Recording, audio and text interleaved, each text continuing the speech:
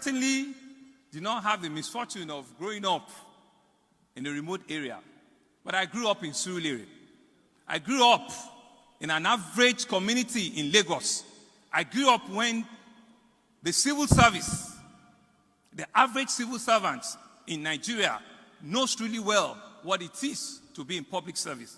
I grew up in a neighborhood where we do not have high walls, in which nobody had fence or gates in front of their house. I grew up in Surulere, where we all can go to our next door neighbor and share in their ice cream and watch television in their houses, and nobody will wonder about what time you need to get home. That was the Nigeria I grew up in. And I worked in a Nigeria where I was sharing with Mr. Murray Bruce, in which I know his village and everything in Bayelsa more than him.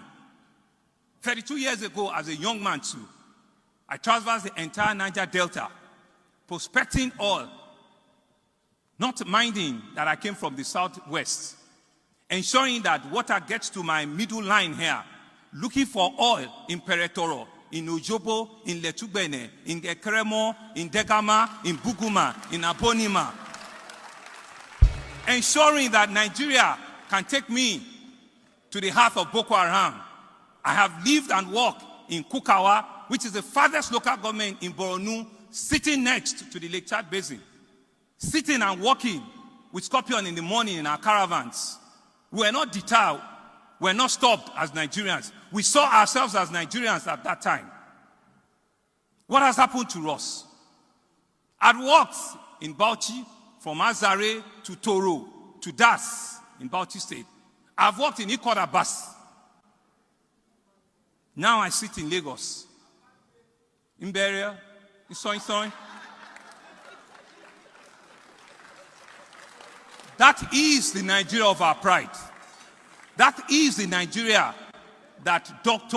Adesina is talking about. That is the Nigeria that Senator Ben Murray Bruce wants to leave behind. That is the Nigerian that His Royal Majesty Benigo wants to leave behind. That is the Nigeria that we need to bequeath. And the only way we can do it is for some of us that are in position of authority. How well are we doing it? How well are we answering that name, Honorable? His Excellency. Are you truly, really an excellent person? Are you truly, really an honorable person? Do you deserve that name? That title that we've given to you? Is it deserving of you? That's what we need to ask ourselves. And that's what